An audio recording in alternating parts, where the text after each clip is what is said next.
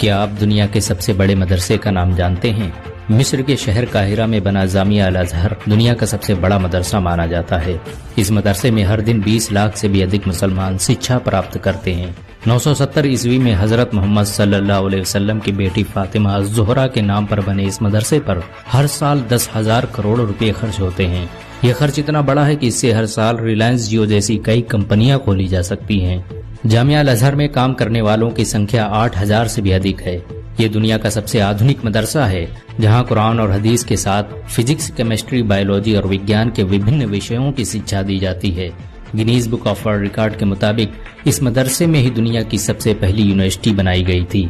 आपको यह जानकर शायद हैरानी हो कि जामिया अल अजहर यूनिवर्सिटी मिस्र के 4,000 से भी अधिक स्कूलों का संचालन करती है। इसके खुद के 6 मेडिकल कॉलेज और 360 एकेडमिक डिपार्टमेंट है। जामिया अल अजहर में मौजूद लाइब्रेरी दुनिया की सबसे बड़ी लाइब्रेरियों में से एक है। बगदाद और स्पेन के बाद मिस्र के शहर काहिरा में बनी इस यूनिवर्सिटी में दूर दूर से लोग पढ़ने आते थे। आज भी जामिया अल अजहर में हर साल 50,000 से भी अधिक विदेशी छात्र शिक्षा हासिल करने आते हैं। जामिया अल अजहर की शुरुआत एक मस्जिद में हुई थी, लेकिन धीरे धीरे ये इस्लामी दुनिया की सबसे बड़ी यूनिवर्सिटी बन गई। इमाम गजाली, अबू इसहाक इसफरानी और अबू बकर अल बकिलानी जैसे आलिमों और साइंसदानों ने भी इस यूनिवर्सिटी में अपनी सेवाएं दी। समाज शास्त्र और अर्थशास्त्र पर दुनिया की पहली पुस्तक लिखने वाले इब्न खल्दून ने जामिया अल अजहर में बैठकर ही मुकदमा इब्न खल्दून लिखी, जो मार्क जुकरबर्ग की सबसे फेवरेट किताब है। आपको ये जानकर शायद हैरानी होगी कि जामिया अल अजहर यूनिवर्सिटी में ही सबसे पहले विभिन्न विषयों पर लेक्चर देने के लिए एक्सपर्ट बुलाने की परंपरा शुरू की गई, जो आज दुनिया भर में इस्तेमाल की जाती है।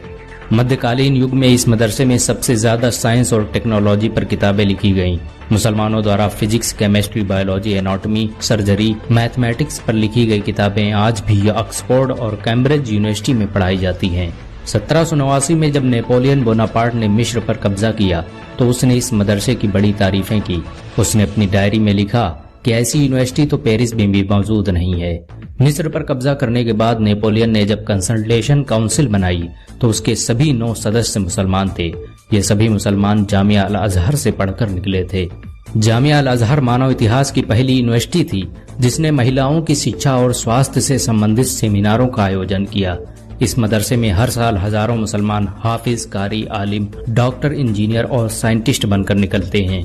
ये मदरसा उन सभी के मुंह पर तमाचा है जो कहते हैं कि मदरसे में आतंकवादी पैदा किए जाते हैं।